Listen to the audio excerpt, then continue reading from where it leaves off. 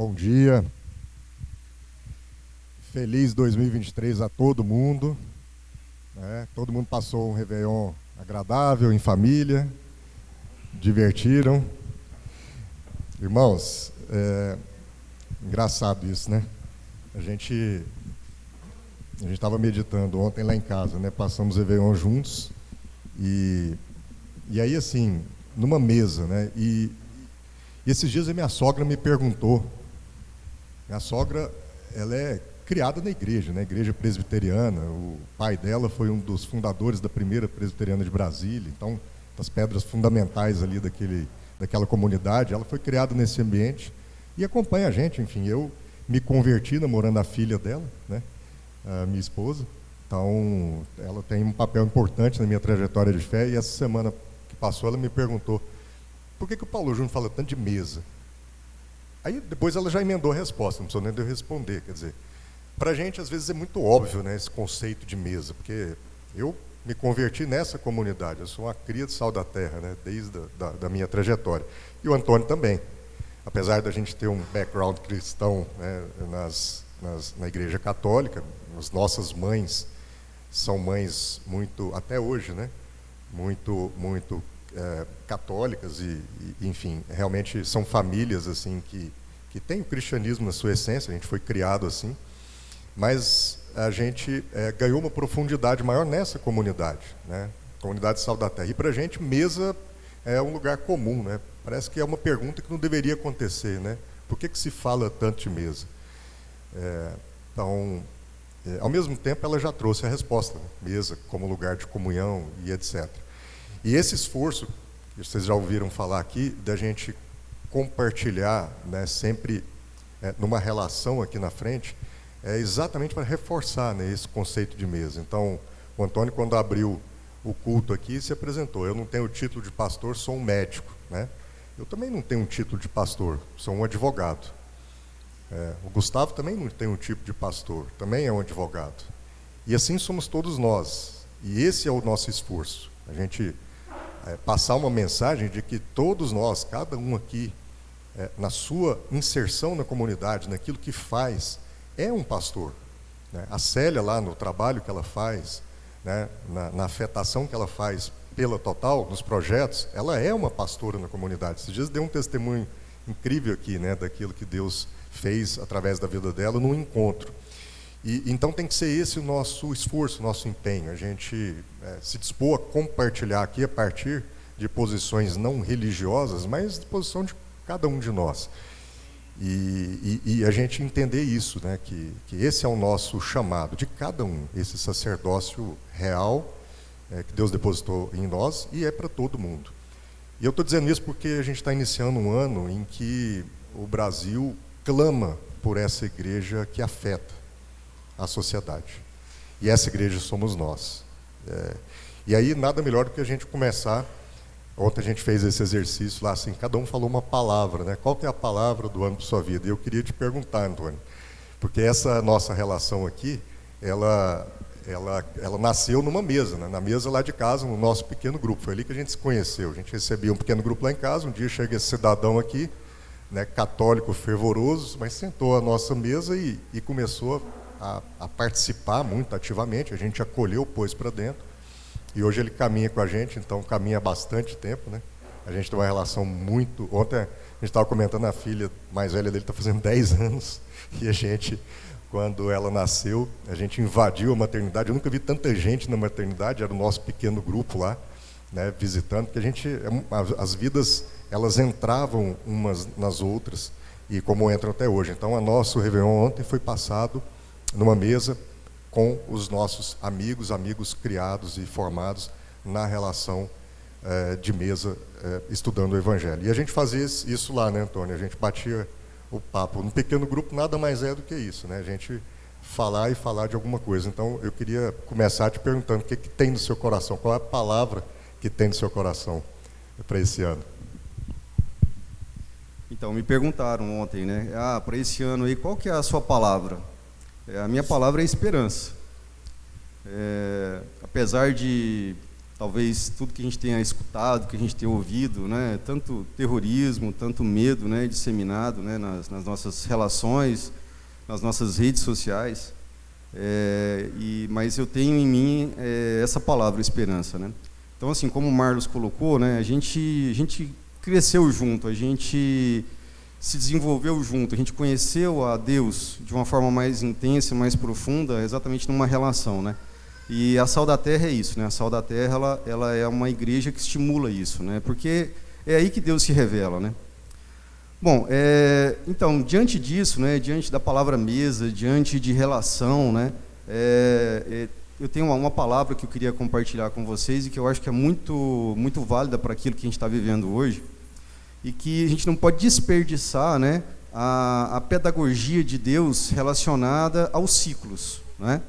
Então, é muito interessante, né, que Deus ele vai lá, né, já em Gênesis, né, ele cria, né, tudo em 6 dias e descansa no 7º dia, né, no dia de sábado, né. E recentemente assistindo uma série, essa série ela presenciou muito a cerimônia do Shabá, que é exatamente a cerimônia dos judeus, né, quando eles param tudo ali e vão descansar e vão celebrar o dia de sábado, né. Então, ou seja, para eles sempre tem esse ciclo que se encerra na sexta-feira à noite, que é quando começa o sábado para eles, que é a cerimônia do Shabá. E essa cerimônia ela acontece exatamente numa mesa, né? Então ali eles compartilham, eles celebram, eles se alimentam juntos, eles louvam a Deus juntos, né? E é um momento de meditação, um momento exatamente de se perguntar e de se questionar a respeito do dia que vem, né? E a virada do ano, eu acho que ela é muito simbólica e é algo que a gente não pode perder, né? Assim, caramba, tá virando o ano, né? Como é que vai ser agora? O que vai determinar os nossos pensamentos, as nossas atitudes para esse ano novo, né? O que vai balizar os nossos sentimentos? E então, assim, nisso aí eu queria trazer uma palavra para vocês. Queria que vocês abrissem, por favor.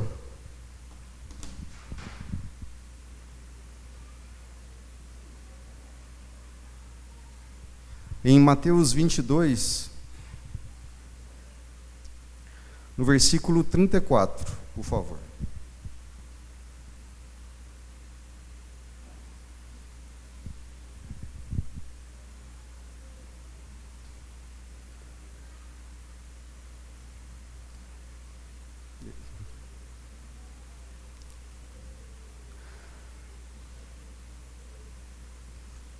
Ao ouvirem dizer que Jesus havia deixado os saduceus sem resposta, os fariseus se reuniram.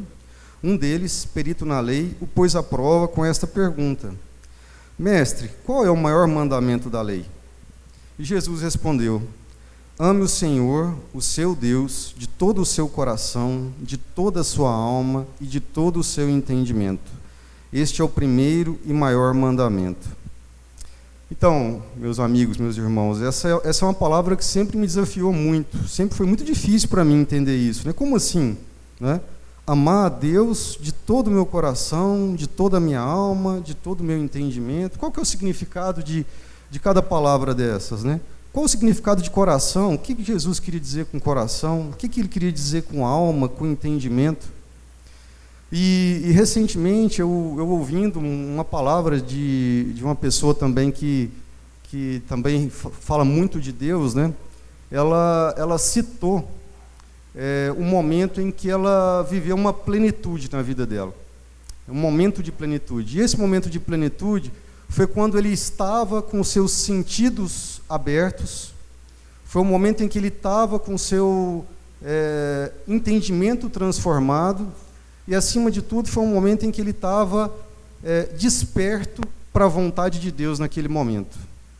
E isso fez todo sentido para mim quando colocamos aqui agora essa palavra. Porque, assim, o coração, né, ele fala muito disso, né, ele fala muito de sentimento, né, ela fala muito dessa coisa da emoção, do sentimento, né? Como a gente consegue amar a Deus com todo o nosso coração, né? E o coração, eu creio também que ele fala muito dos nossos sentidos, né? Ou seja, os nossos sentimentos, as nossas emoções, elas são aguçadas pelos nossos sentidos, né? E eu creio que Deus quer que a gente esteja desperto, que o nosso olhar esteja atento, que os nossos ouvidos estejam abertos, né, que são os nossos sentidos, que o nosso tato também ele esteja sensível para abraçar, para acolher. Então, para mim, isso amar a Deus de todo o coração, ele fala disso, ele fala de sentimentos que foram transformados, de emoções que agora foram lavadas pelo sangue de Jesus. Então, assim, eu creio que para amar a Deus de todo o coração, a gente precisa estar com os nossos sentimentos realmente controlados no sentido de não mais se submeter ao que o mundo nos oferece, né? Aí vem agora outra palavra, né? Que é assim, renovar, a gente precisa renovar o nosso entendimento, né? Aí aqui fala, amar a Deus de todo o nosso entendimento. Então a gente precisa amar a Deus de nosso todo o entendimento. Então, o reino de Deus, ele é tomado pela força. Não é a força da violência. É a força do esforço, é a força da dedicação. Então, para que a gente possa ter o nosso entendimento renovado, meus irmãos, a gente precisa gastar tempo, a gente precisa ler a Bíblia, a gente precisa meditar, a gente precisa estar junto, a gente precisa ouvir da palavra de Deus, né? Então, a gente precisa renovar o nosso entendimento para que a gente possa amar a Deus com todo o nosso entendimento. E, por último, aqui ele fala de amar a Deus com toda a nossa alma. Então, eu creio, né, isso é o entendimento que eu tenho da palavra, que a nossa alma é o que nos conecta com o Espírito de Deus. Então, para que a gente possa amar a Deus com toda a nossa alma, a gente tem que estar conectado em espírito com Deus. Então, assim a gente vai conseguir amar a Deus de todo o nosso coração, de todo o nosso entendimento, de toda a nossa alma. Então, assim, amar a Deus não é um sentimento só, que você vai lá, não, eu amo a Deus. Amar a Deus significa esforço, significa dedicação, significa propósito, significa entrega. Porque assim, logo depois nessa palavra, ele vem falar de que o segundo mandamento, que não é menos importante que aquele, é você amar o seu próximo como a si mesmo, né? Então, ou seja, esse amar a Deus, ele envolve todos esses aspectos da nossa vida. E é isso que eu queria deixar aqui para vocês, que a gente passe a viver de uma forma relevante, desperta, né? Que Deus desperte em nós, que a gente possa estar atento, para que a gente possa viver a plenitude de cada momento que a gente vai viver. Porque aí agora, a gente vai conseguir agora entender uma outra palavra de Deus, que fala que todas as coisas cooperam para o bem daqueles que amam a Deus. Agora, então, quer dizer, agora eu aprendi como é que eu amo a Deus. Opa, então se eu amo a Deus agora dessa forma, e não mais amar a Deus de falar, né, ou de talvez numa música sentir um amor, mas agora é um amar a Deus de uma forma prática, efetiva, transformadora, não só para mim como para o meu redor. Agora eu vou começar então agora a entender por que toda vontade de Deus é boa, perfeita e agradável. Eu vou começar a entender agora por que tudo coopera para o bem daqueles que amam a Deus. Porque agora eu passo a entender. Então, mesmo diante de uma situação difícil, de uma situação desafiadora, se eu consigo amar a Deus de todo o meu coração, com os meus sentimentos ali lavados pelo sangue de Cristo, não sendo mais aquele coração flutuante, aquelas emoções flutuantes de ou muita euforia ou muito desapontamento, eu vou conseguir viver uma situação difícil de uma forma diferente.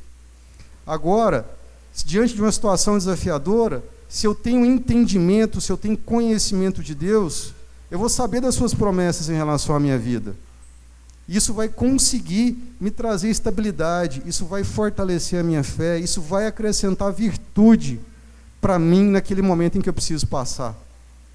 E por último, quando eu estiver então vivendo um momento desafiador, não somente comigo, mas com a minha família, com os meus entes, com as pessoas que Deus coloca para que a gente cuide, agora eu vou estar conectado com o Espírito Santo de Deus e eu vou conseguir fazer exatamente tudo aquilo que as pessoas precisam que eu seja e eu faça naquele momento. Então, no momento de desafio, no momento de dificuldade, eu preciso estar conectado com Deus através disso tudo, para que eu possa ser exatamente quem Deus quer que eu seja, que eu possa refletir quem Deus quer que eu seja. Então eu falo muito assim, eu quero ser o melhor pai possível para os meus filhos. Eu quero ser o melhor marido possível para minha esposa. Eu quero ser o melhor amigo possível para os meus amigos. Eu quero ser o melhor filho possível para minha mãe e para o meu pai. Isso eu só vou conseguir quando eu conseguir amar a Deus de todas as minhas forças, com todo o meu entendimento, de todo o meu coração, de toda a minha alma. Então, por isso que a palavra, para esse ano, para mim, a palavra é esperança. Por quê? Porque eu preciso estar fundamentado naquilo que Deus já revelou para a minha vida, em todo o conhecimento que Deus já colocou sobre mim. Então, eu não posso ter medo. Eu vou ter medo do que nesse ano? O que vai me amedrontar? Porque pode faltar tudo, e mesmo assim eu tenho de me alegrar. Está na palavra de Deus. A videira pode não florescer. Você pode não ter fruto, você pode não ter recurso, você pode não ter saúde. Mas mesmo assim o profeta se alegrou em Deus. Ele conseguiu isso. Então existe algo que possa me amedrontar nesse ano de 2023? De jeito nenhum. Eu quero me alegrar nesse ano. Eu quero evoluir e ser quem as pessoas precisam que eu seja. Eu quero entregar esse ano aquilo que eu não consegui entregar em 2022.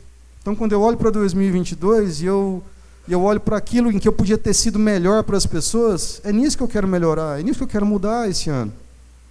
Eu não quero viver um ano com medo, um ano refém do que os outros possam fazer comigo, do que as instituições possam fazer comigo, porque eu tenho um pai, que é Deus, que me ama. Então, meus irmãos, essa é a palavra que eu queria deixar aqui de ânimo aqui para vocês, para esse ano de 2023. Que vocês possam amar a Deus desse jeito, com todo o coração, com todo entendimento, com toda a alma, que a alma de vocês esteja conectada com o Espírito Santo de Deus. Porque aí, em todas as situações, vocês vão escutar Deus falando com vocês. Em todas as situações, vocês vão saber exatamente o que falar. E vão ser palavras não mais de condenação, mas vão ser palavras de glória, de alegria, de conversão. E, acima de tudo, palavras que vão edificar todos ao redor de nós. Porque foi para isso que nós estamos aqui. Deus nos trouxe aqui exatamente para que a gente faça essa diferença. Então, eu quero mesmo que a gente lance por terra todo o medo no nosso coração, todo o receio. A gente tem um Deus que é Pai e que está aqui com a gente e cuida de nós a todo momento. Então, todos os dias, quando a gente acorda, né, é uma oportunidade mesmo. Né? Então, assim, esses ciclos, né? Então Deus é maravilhoso, né? Ele está dando para a gente essa oportunidade agora, essa oportunidade de recomeçar. Essa oportunidade de nascer de novo, né? Assim como Jesus falou para Nicodemos nascer de novo. Então, todos os dias a gente tem essa oportunidade. Deus esqueceu os pecados do dia anterior e está dando uma nova oportunidade para a gente poder conhecê-lo mais, para a gente poder ficar cada vez mais parecido, né, com esse Filho maravilhoso que Ele mandou para a gente, que é Jesus. Amém, glória a Deus.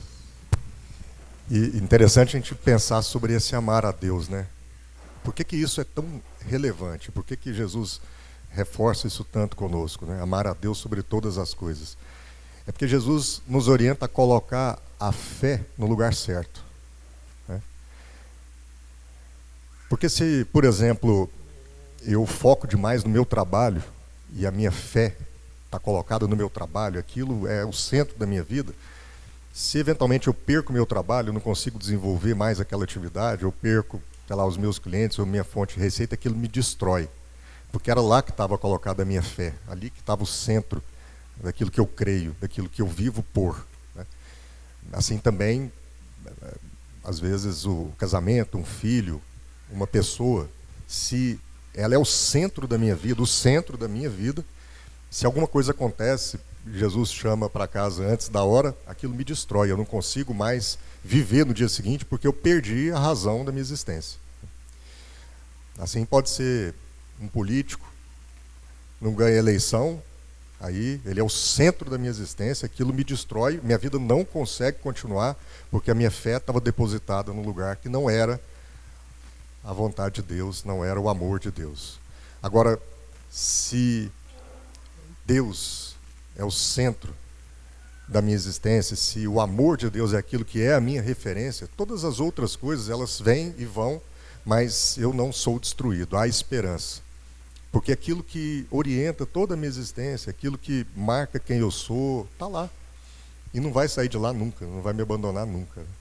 E é interessante você trazer essa meditação, porque o que estava no meu coração para compartilhar é bem nesse sentido, assim, de uma orientação, né, para esse ano que vem, mas uma orientação que nos relembre coisas simples. E o apóstolo João, ele escreve uma carta, que é a terceira carta, que se você olhar, se sua Bíblia for de papel, capaz que não dá nem uma página inteira, a terceira carta, né? E se ela for de celular, com uma roladinha assim, você termina uma carta inteira. E a gente fica olhando para essa carta, por que essa carta está lá, né? Troço meio sem sentido, né? Meio fora do lugar, né? E a terceira carta de João,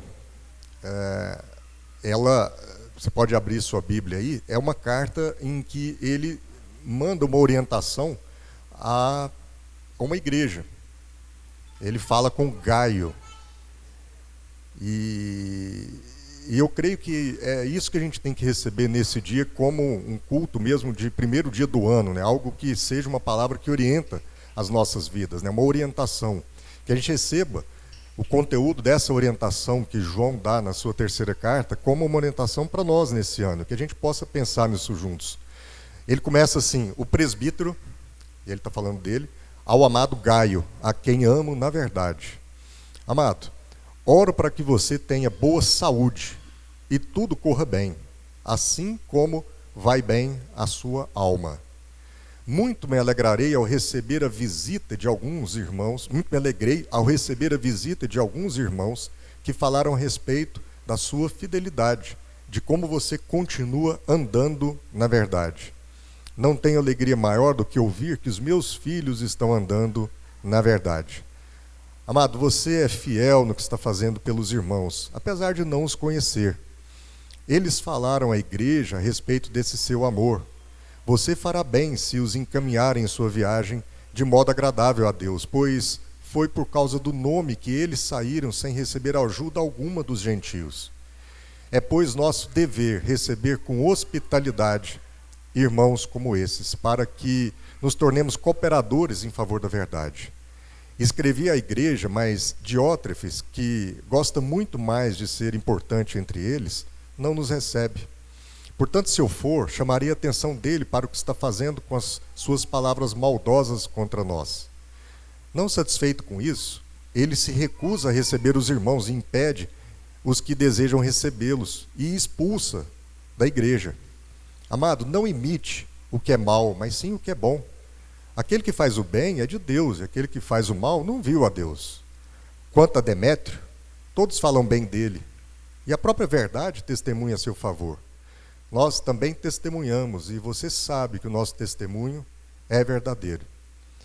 Tenho muito a escrever, mas não desejo fazê-lo com pena e tinta. Espero vê-lo em breve, e então conversaremos face a face. A paz esteja com você. Os amigos daqui enviam saudações, saúde aos amigos daí, um por um. É interessante, né?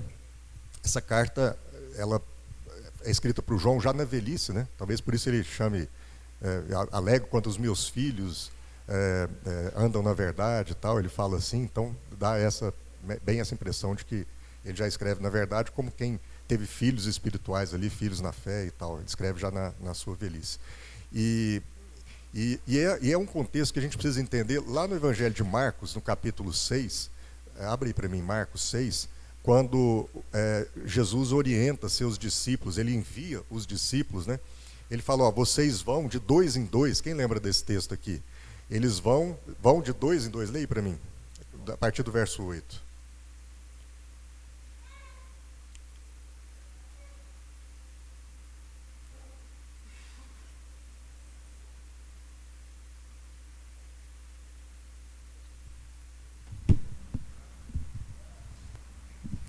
Estas foram as suas instruções.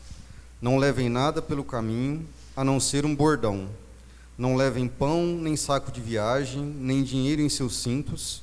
Calcem sandálias, mas não levem túnica extra. Sempre que entrarem numa casa, fiquem ali até partirem. E se algum povoado não os receber, nem os ouvir, sacudam a poeira dos seus pés, quando saírem de lá, como testemunho contra eles.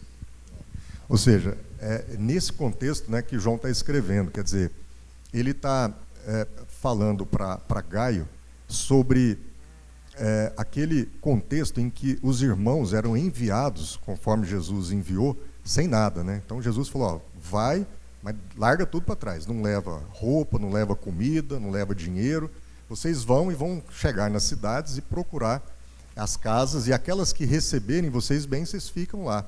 Aquelas que não receberem, vocês batam a poeira dos seus pés e saiam e sigam adiante. Então, era esse contexto primeiro, né, de evangelização, em que a igreja saía sem embaraço, sem entulho, e ela saía para alcançar as cidades, para alcançar as comunidades.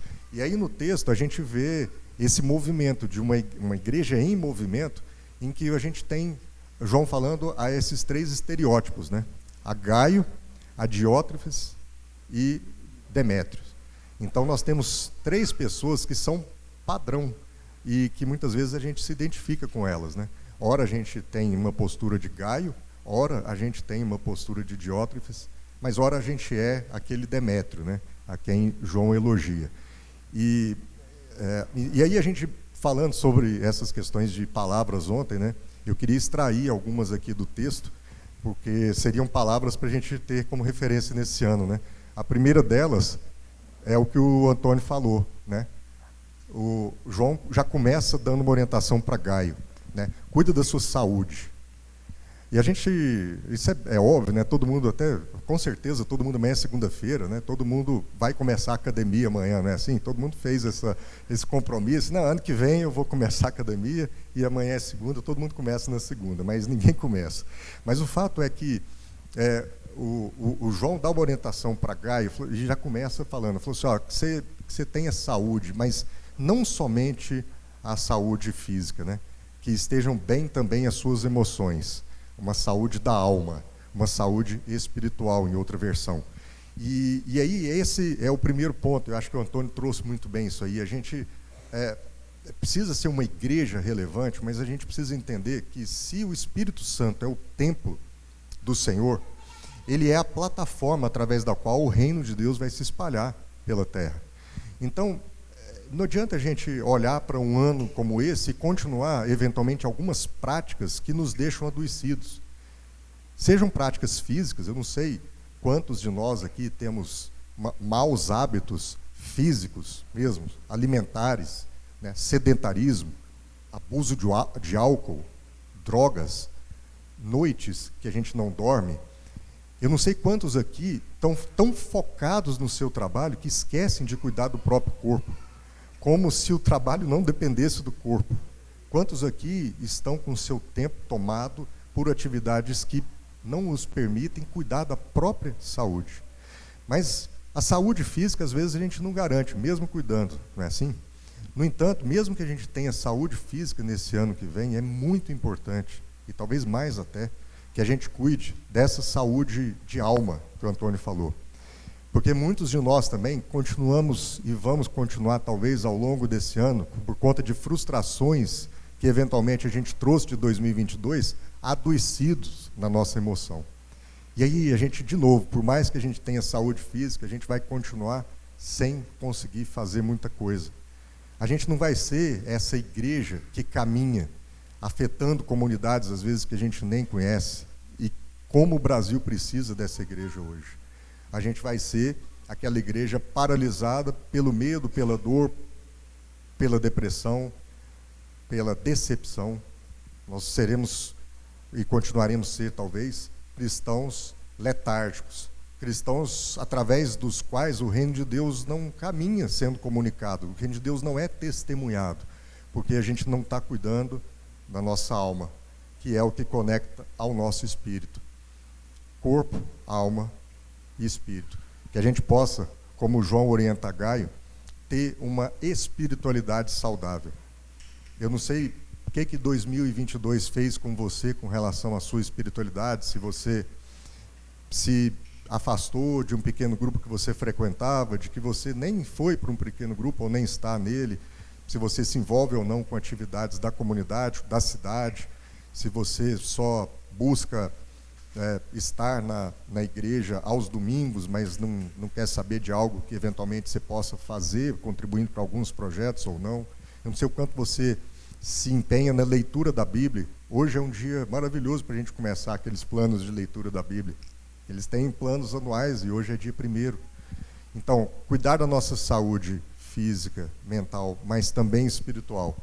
Essa era uma primeira palavra, ontem saiu ela lá na mesa. Uma outra palavra, né, que eu queria colocar.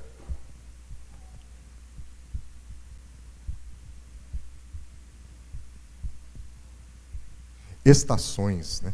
A gente precisa respeitar o fato de que, se a igreja é movimento, né, isso mostra e nos revela um caminho. A cada curva a gente tem uma nova paisagem, não é assim? A vida é feita de estações. E se a gente imaginar esses primeiros cristãos que saíam, né, para alcançar as cidades, alcançar comunidades que eles nem conheciam, eles andavam por caminhos. Então, se coloque imaginando nessa caminhada, você que é a igreja do Senhor Jesus hoje aqui. Às vezes você está num caminho e na próxima curva você vai se deparar com um rio. E ao cruzar esse rio, uma outra curva se apresenta e ao entrar nessa curva, você se depara com uma outra paisagem, às vezes é uma montanha. Você sobe nessa montanha, continua o caminho, lá em cima tem uma outra curva, você já enxerga uma outra coisa, que não é nem o rio, nem mais a montanha, é um vale. Você segue caminhando e daqui a pouco uma outra curva e esse vale já te revela um lago. Você segue caminhando, uma outra curva, e você já vê uma situação desértica, uma coisa feia que você não tinha visto antes. Mas se a gente não fizer as pazes com o fato de que a vida, por ser caminhada, é feita de estações, a gente vai continuar preso em paisagens do passado, em experiências, em estações do passado. E aí a gente não consegue se movimentar.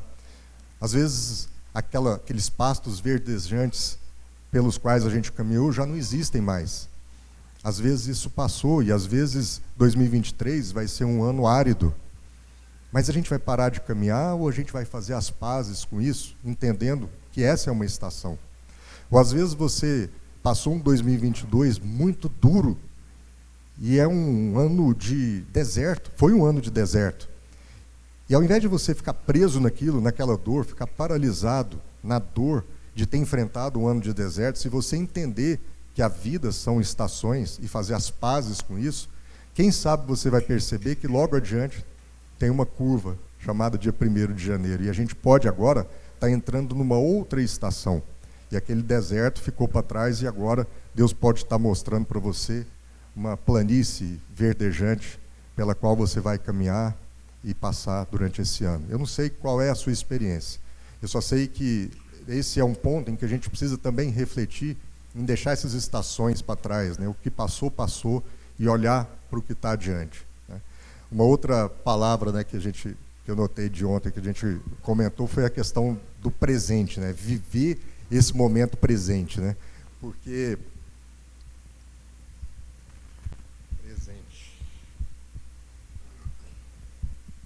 o que acontece? Uma outra coisa que a gente precisa fazer as pazes é com os anos, né?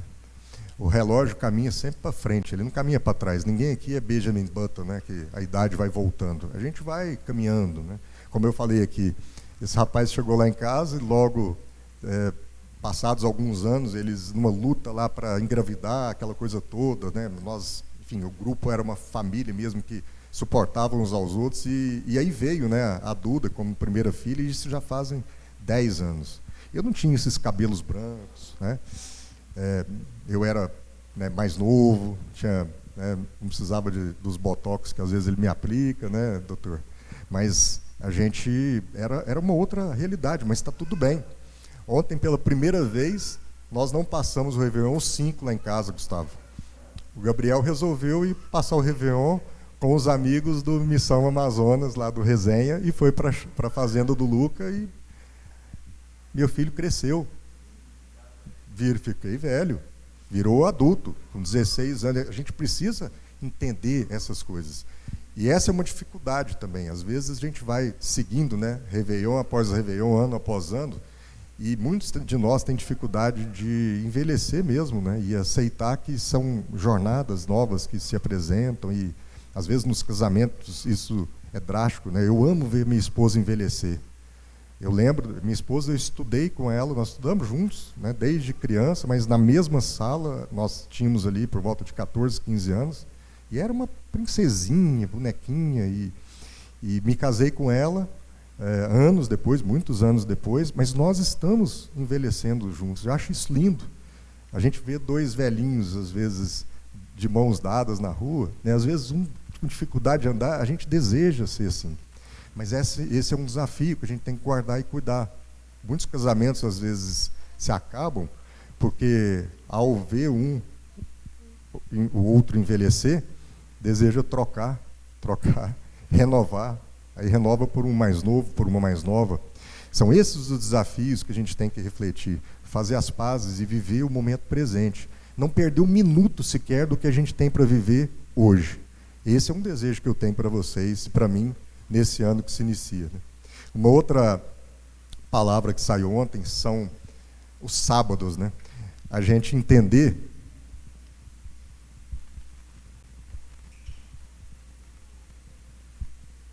sábados, a gente entender e curtir, né? E promover a importância de nós termos um centro, né? Seja isso um lugar, um momento, um lugar para a gente buscar o centro da nossa existência, aquela relação de amor a Deus em primeiro lugar. Jesus fala do seu quarto, né, no escuro do seu quarto. Outros têm um outro tipo de situação. Outros é um sábado mesmo, é um dia que ele tira para ter essa disciplina espiritual. Outros são momentos sabáticos, às vezes períodos, às vezes uma viagem missionária. Mas não precisa ser tão complexo assim. Eu, lá no meu condomínio, tenho um lago, e eu adorava correr, e ao final fazia um exercício, corria, e parava no lago, e ali eu orava. É o meu centro, é onde eu busco, né, assim, fazer uma oração contemplando a natureza, contemplando, sabe, assim, eu acho que essa é uma disciplina importante, que a gente possa, nesse ano também, ritmar melhor a nossa vida, encontrando esses momentos em que a gente centraliza e busca viver, experimentar, conhecer esse amor de Deus, refletindo, meditando, pausando, ritmando a nossa vida. E aí você vai encontrar, seja um lugar, seja uma hora do dia, algum momento, eu não sei o que é, mas faça um momento sabático no seu dia, um tempo de disciplina espiritual, de comunhão com Deus. Porque a gente estava conversando aqui antes de abrir o culto, como Deus fala conosco o tempo todo. O Antônio estava falando que esse texto, essa meditação, ele já teve ela de várias formas, mas num certo momento Deus falou e encaixou essas coisas no coração dele. E esse é o desejo, que a gente receba esse encaixe de Deus, né, nessa disciplina sabática que a gente cria. Uma outra palavra,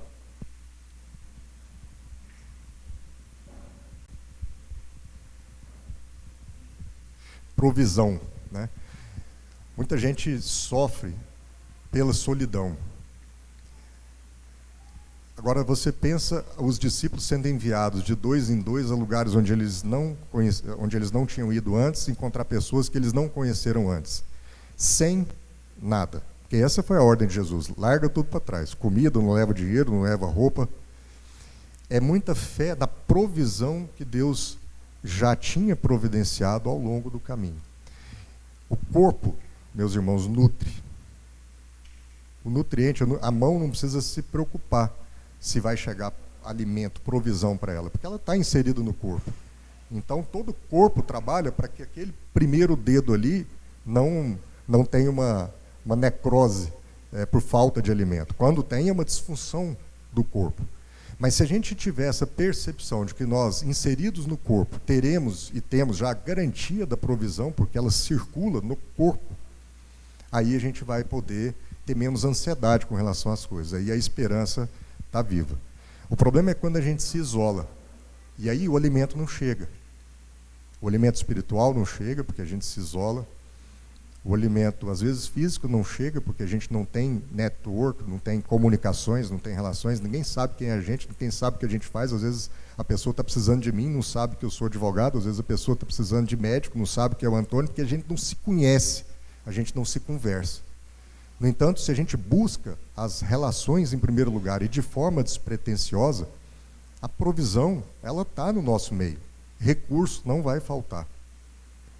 Amém?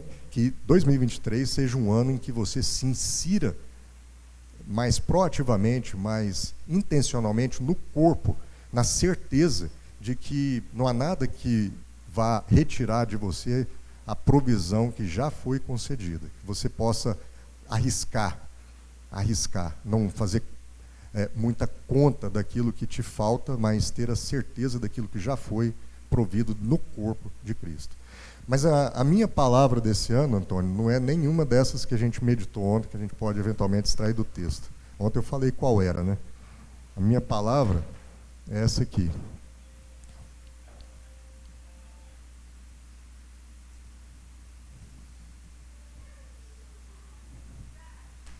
Hospitalidade. Que até ficou engraçado, porque não coube tudo, né? Então, hospitalidade, mas a palavra de hospitalidade. Porque é bem o que o texto fala, né? Se a gente olhar, o que João está orientando Gaio é sobre hospitalidade para aqueles irmãos que tinham sido enviados sem nada, mas que buscavam e recebiam provisão de casa em casa. Então, lá no verso 8, ele fala assim, aliás, antes, né, no verso 3, João fala, muito me alegrei ao receber visita de alguns irmãos que falaram a respeito da sua fidelidade, de como você continua andando na verdade. João começa a carta contando uma visita. João começa a carta testemunhando o dom de hospitalidade dele próprio, ao receber uma visita que então trouxe notícias de Gaio sobre fidelidade, sobre como Gaio era um homem que andava na verdade. Mas aí no verso 8, João fala para Gaio, é nosso dever receber com hospitalidade irmãos como esse, para que nos tornemos cooperadores em favor da verdade. E por alguma razão, essa foi a palavra que Deus colocou no meu coração para 2023. E eu não poderia deixar de repartir assim, como o Toninho repartiu esperança. Hospitalidade. E meditando sobre isso, me veio assim muito forte no meu coração como é uma bênção, né? Como é maravilhoso a gente ter sido adotado por Deus. Vocês já pararam para pensar nisso? A gente tem nosso pai, nossa mãe, né, aqui na terra, mas a palavra de Deus diz que a gente foi adotado por Ele. Isso é maravilhoso demais. Maravilhoso demais. E quando a gente pensa sobre isso, a gente vê um Jesus que era hospitaleiro. Porque lá em João, também no Evangelho de João, no capítulo 14, Jesus fala o quê? Ó, lá na casa do meu pai há muitas moradas. Outras versões vão falar muitos aposentos. E o que ele foi fazer?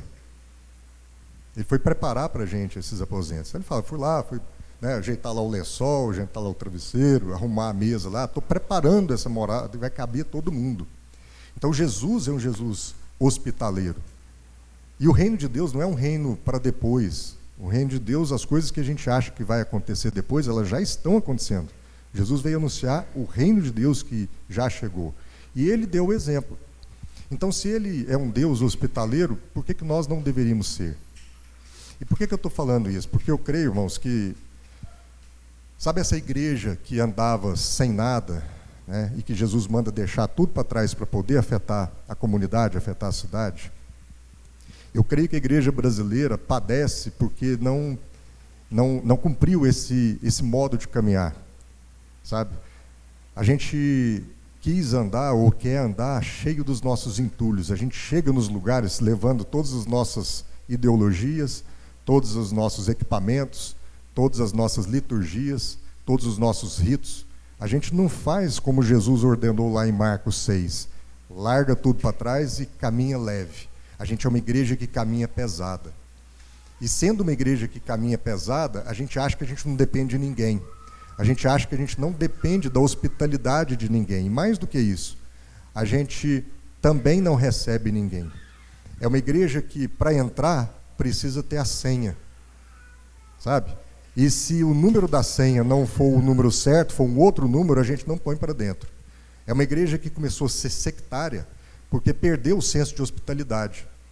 Perdeu a noção de que é um caminheiro que deve caminhar leve para ser recebido em todos os lugares por alguém com espírito hospitaleiro, ou alguém que, tendo condições de receber, deveria receber a todos, independente se a pessoa tem a senha, e a senha é o número X ou o número Y.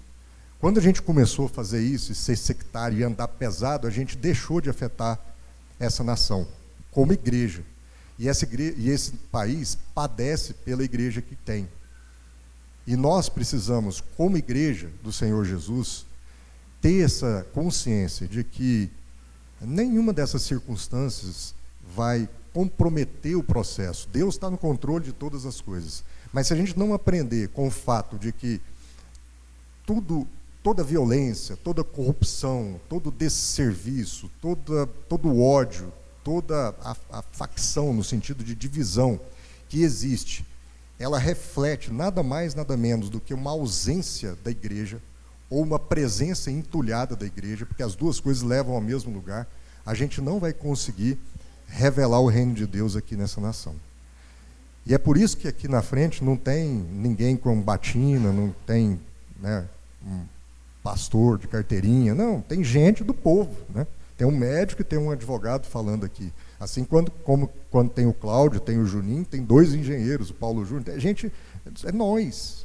Somos nós que vamos poder levar essa mensagem adiante. Mas como fazer isso sem esse espírito de hospitalidade? Porque hospitalidade é aquilo.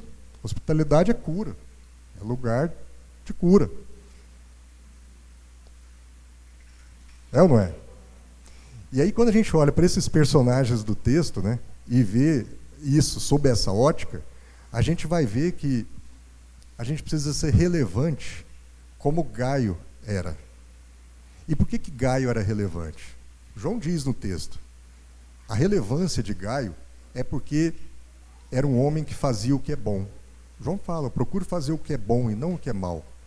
Era um homem cuja fidelidade, João reforça já no primeiro versículo, no segundo versículo, quando ele fala que ele se alegrou quando ele recebeu as visitas, que diziam que Gaio era um homem fiel e que andava na verdade.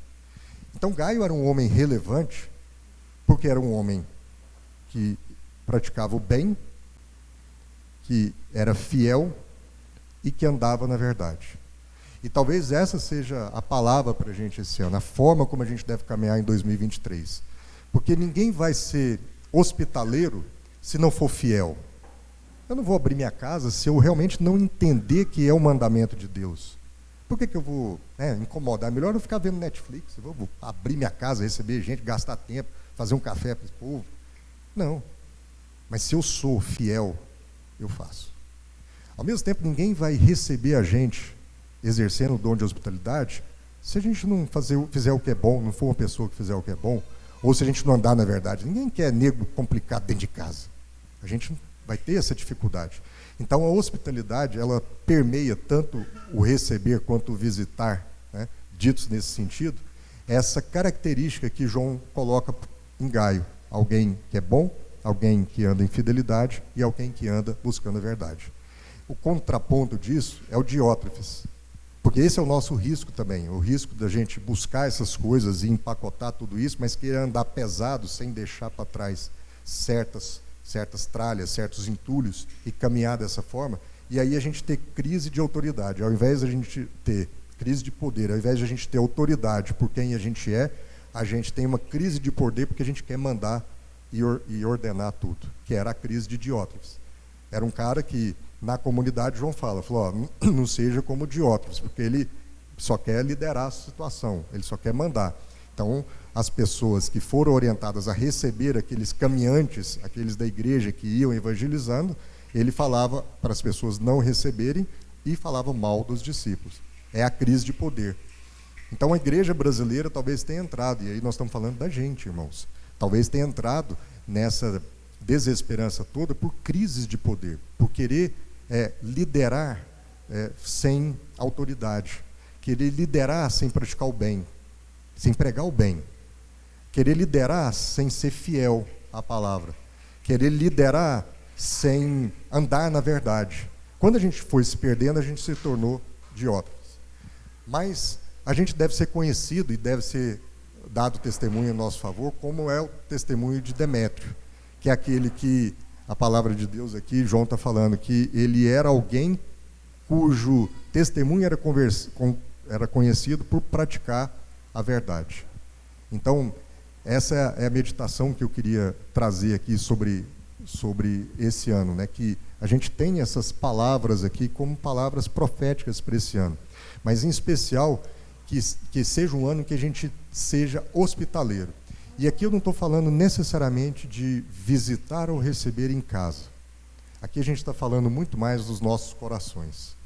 Porque o grande segredo aqui que João coloca para a gente no texto, né, é essa coisa maravilhosa que ele coloca para a gente contemplar o belo das relações.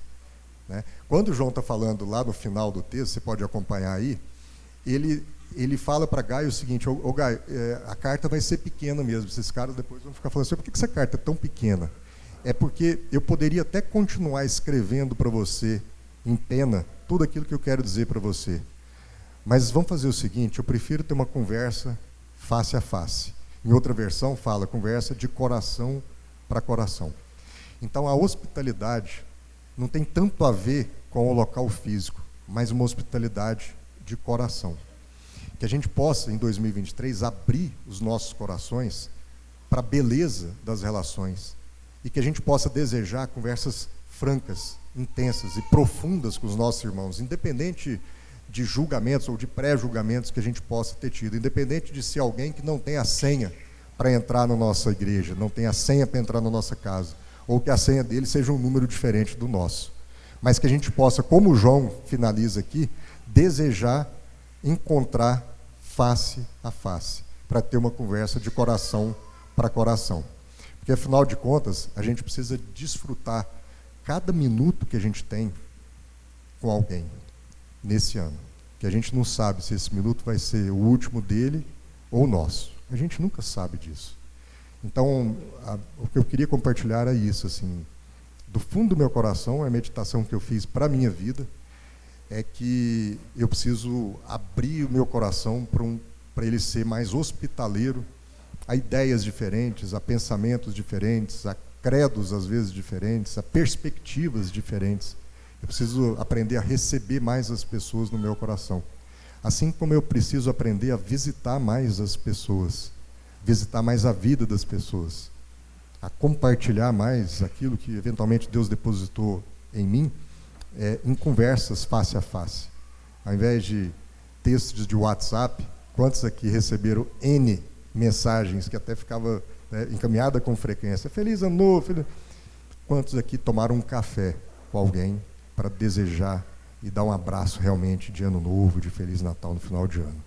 Então que a gente possa ser mais profundo nos nossos relacionamentos, e isso tem a ver com hospitalidade, porque afinal de contas, hospital é lugar de cura, e a idade a gente precisa cuidar, que cada vez mais que vai avançando, mais a gente tem o que compartilhar nessas mesas, né, Toninho? Então, você falando disso, é muito interessante, né? Porque recentemente eu assisti, né, li também, né, o episódio, né, ali das bodas de Caná, né, do casamento, né, em que Jesus transforma a água em vinho, né? E eu sempre olhei isso pela perspectiva do final. O final de que Jesus iria trazer vinho novo para as minhas relações. Então, assim, é uma oração que eu fiz com a minha esposa essa semana, né, que a gente fez junto essa oração, pedindo vinho novo para a nossa relação, que Jesus trouxesse vinho novo para a nossa relação. Só que vendo você falar de hospitalidade agora, eu comecei a entender de onde vai vir esse vinho novo. Quando que Jesus vai realizar a transformação da água em vinho? É a partir da comunhão, da hospitalidade com os irmãos. É muito legal, porque aquele casamento das bodas de Caná é um casamento que acontece que dura 2 dias. E as pessoas ali, elas ficam numa comunhão muito intensa, uma confraternização muito grande, uma alegria muito grande. E começa com um vinho de pior qualidade. Tudo bem que na regra, né, assim, eu coloco o vinho melhor para o vinho pior no final, né? Eles até citam isso na Escritura.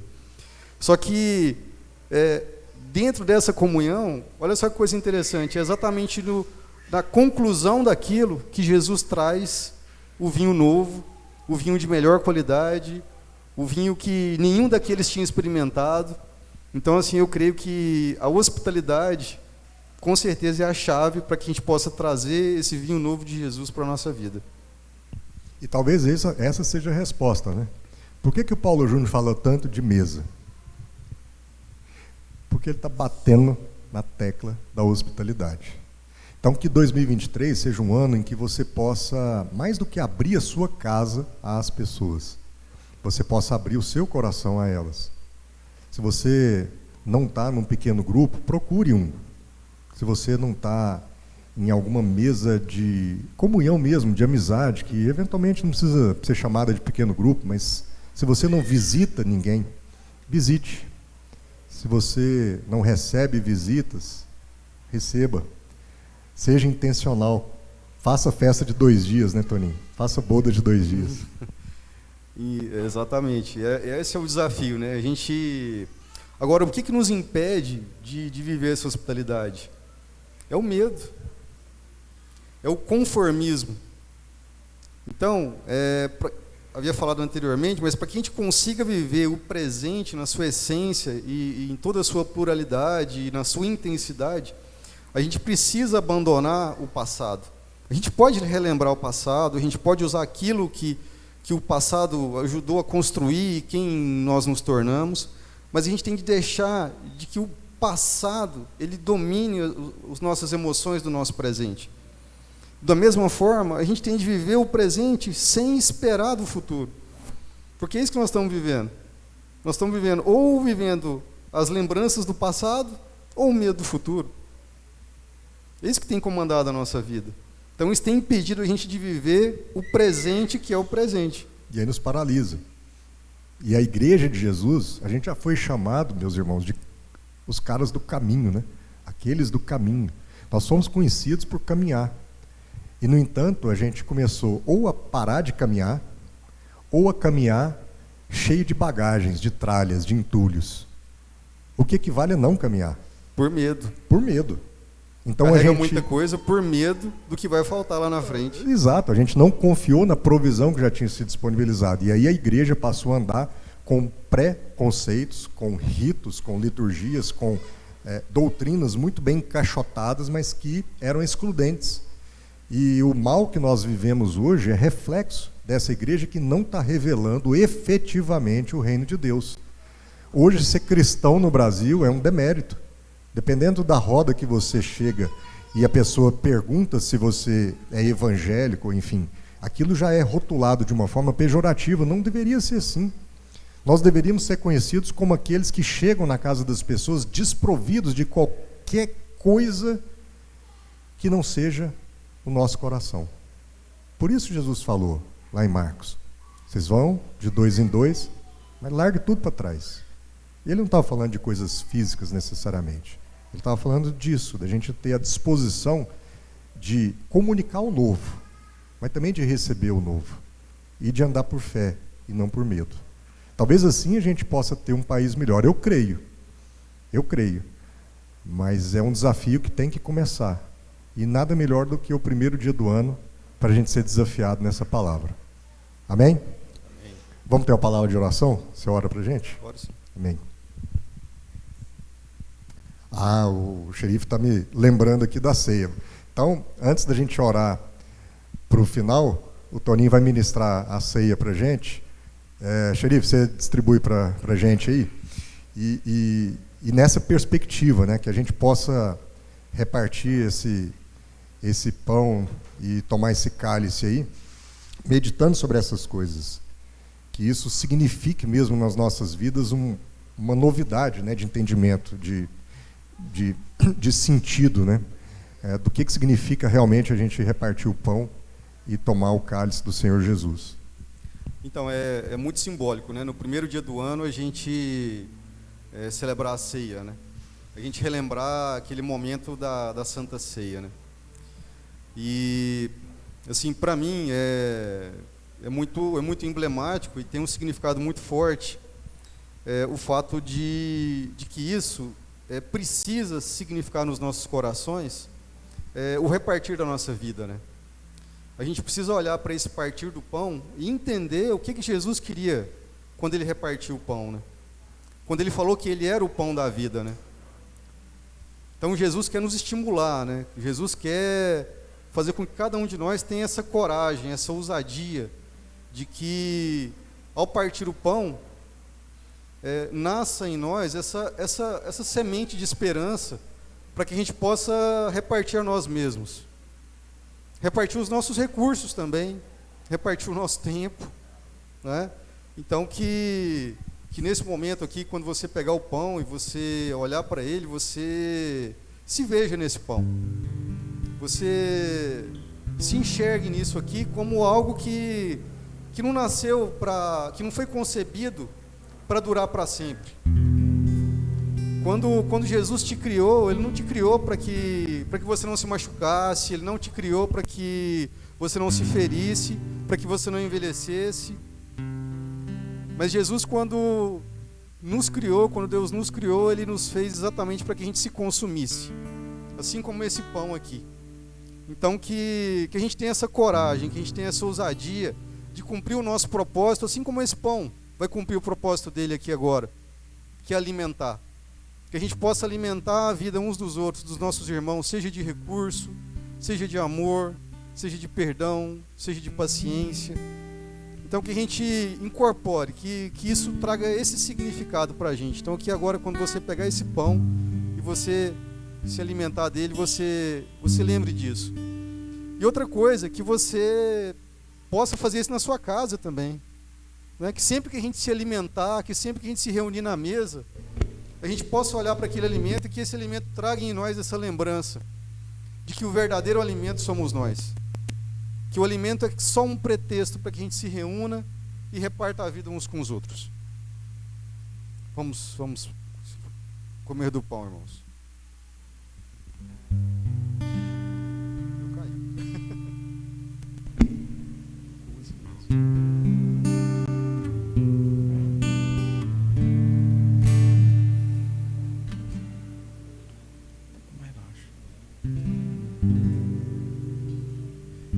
E algo mais simbólico que o sangue, né? O sangue, ele, assim, é algo que, principalmente para mim que sou médico, né? Ele simboliza a vida mesmo, né? Não há vida sem sangue, né? O sangue, ele é o que carrega o oxigênio, o que carrega os nutrientes, né? Sem sangue, que permite a provisão das células, né? E é interessante isso, né? Porque Jesus ele também se colocou nessa condição, né? De ser esse vinho, né? De ser esse cálice, né? E eu espero, eu desejo muito que isso que eu estou falando para vocês também signifique na minha vida também isso também, né? Agora, a palavra de Deus relacionada para mim, né? O que eu entendo do cálice é que quanto mais eu me esvaziar, mais Deus vai me preencher, né? Então, assim, algo que nos faz ter o medo de dividir a nossa vida, de sangrar literalmente pelos outros, né? É o medo de que a gente morra. Mas Jesus morreu por nós e Ele ressuscitou. Então essa é a nossa esperança, né? Que a gente vai morrer uns pelos outros, mas Deus vai nos renovar, Deus vai nos ressuscitar. E na verdade eu acredito que todos os dias a gente nasce de novo. Eu desejo muito que todos os dias, quando eu for dormir, eu possa ter a certeza de que eu dei tudo de mim, de que eu morri naquele dia, de que eu não deixei nada, que eu não segurei nada em mim, de que eu entreguei tudo de mim naquele dia, porque no dia seguinte Deus vai me renovar novamente, Deus vai me encher de novo, exatamente para que eu entregue tudo novamente para as pessoas que Deus quer que eu ame, que eu abençoe. Então, irmãos, vamos beber esse cálice agora com essa perspectiva, sabe, que Deus nos abençoe, a que a gente possa viver todos os dias da nossa vida como se fosse o último, que todos os dias da nossa vida a gente ame como se a gente não tivesse mais tempo para amar ninguém, que a gente consiga, que a gente possa perdoar, porque a gente sabe assim, será que amanhã eu estou aqui? Provável, Mas Deus, eu não quero deixar para amanhã, eu quero entregar tudo de mim hoje. Tudo, tudo. Então que, assim como o maná que vinha, que caía do céu, e que as pessoas não podiam ficar segurando aquele maná, porque no dia seguinte ele estava podre, que a nossa vida seja também como esse maná, que a gente possa entregar tudo, que você não deite na hora de dormir pensando em algo que você deveria ter feito em favor de ninguém, que você faça tudo, tudo, porque no dia seguinte Deus vai te dar ainda mais condições, não só de recursos financeiros, mas muito mais condição de amar, muito mais preparo emocional para você poder suportar as suas dores e as dores dos outros. Então que, ao tomar esse cálice aqui agora, realmente a gente traga para a nossa vida esse entendimento. Vamos nos esvaziar, irmãos, em favor uns dos outros.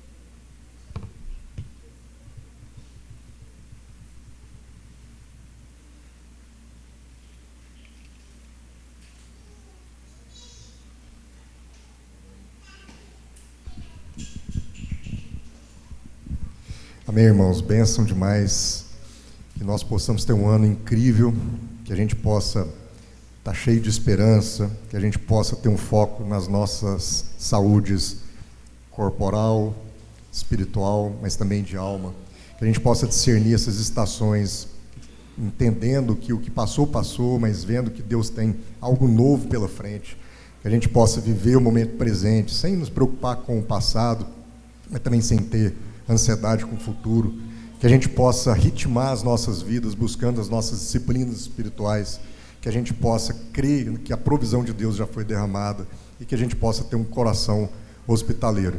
Por falar em tudo isso, eu queria lembrar você dos nossos compromissos com a comunidade, dos nossos compromissos financeiros. Então, se você tem isso no coração, com liberdade, você pode fazer um Pix, enfim, a gente possa participar de todos esses desafios aí.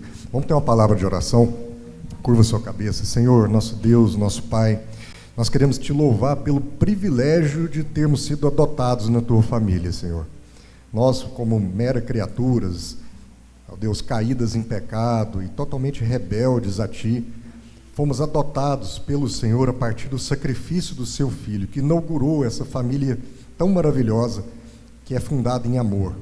E esse teu Filho nos disse que na tua casa há muitos aposentos e ele foi preparar essa morada para a gente. Então, ó Deus, que a gente possa ser inspirado pela hospitalidade de Jesus, que nos acolheu no coração dele, nos levando ao coração do Pai e nos fazendo agora ter assento à mesa na própria casa do Pai, como família. E é assim que a gente quer viver esse ano que vem. A gente quer viver livre dos nossos medos, a gente quer viver repleto de esperança, a gente quer viver com disciplinas espirituais, com cuidado naquilo que o Senhor nos deu a partir do nosso próprio corpo, da nossa própria mente, do nosso próprio espírito. Ó Deus, a gente quer viver sem medo de que algo vai nos faltar, sem medo de que algo vai nos corromper. A gente quer, Senhor, viver o tempo presente, viver cada instante como se fosse o último nosso, mas também daquela pessoa com quem a gente se relaciona. A gente não sabe, Pai, quanto tempo a gente ainda tem pela frente com essa pessoa, nosso amigo, nosso cônjuge, nosso filho, nosso irmão que a gente não conhece, mas que às vezes pode, numa palavra que a gente disser, ter a vida transformada, porque um dia foi assim. Nós não nascemos crendo, Senhor, alguém nos contou do Senhor, alguém nos contou do teu amor, alguém nos apresentou Jesus, e quem sabe não seja a nossa palavra que vai apresentar essa mesma esperança a alguém, que a gente não fique calado, que a gente não tenha preguiça de caminhar, que a igreja, Senhor, que somos nós, seja uma igreja que caminhe nesse ano de 2023, e ela caminhe em direção às casas, ela caminhe visitando lugares que a gente nunca imaginou visitar, levando essa palavra, essa esperança a lugares que a gente nunca imaginou levar, que a gente possa ocupar o espaço, Senhor, na sociedade, levando o bem, Senhor, como João fala para Gaio, que a gente não imite o que é mal, a gente imite o que é bom, porque quem imita o que é bom vem de Deus. E seja esse o nosso coração, alguém que leve a palavra exatamente a cada lugar dessa sociedade, Senhor. No trabalho, nas relações sociais, nas relações profissionais, nas relações com clientes, pacientes, para patrões, empregados, que a gente possa, Senhor, comunicar o reino de Deus na política, Senhor, mas seja feito de forma genuína e não de forma interesseira e não com crises de poder. A gente não quer ser essas pessoas que têm crises de poder, desejo de liderar com todos os nossos entulhos, todos os nossos equipamentos, todas as nossas tralhas. A gente quer ser leve, a gente quer ser uma igreja leve, uma igreja que caminha de forma leve, porque só assim a gente vai fazer com que o reino de Deus seja conhecido. Porque o teu filho fez isso. Teu filho nasceu numa manjedoura, sem nada. Teu filho cresceu sem ter muita coisa, numa família de carpinteiro. E teu filho não tinha onde repousar a cabeça. Teu filho era simples. E essa simplicidade é que nos conquistou. Que a gente possa ter um ano de simplicidade. Porque é assim que a gente vai fazer com que o Evangelho seja conhecido nessa nação. E essa nação vai parar de chorar por suas dores, porque agora o reino de Deus é chegado aqui. Em nome de Jesus. Amém. Glória a Deus. Irmãos, vamos em paz. Nós tenhamos um excelente ano, uma excelente semana.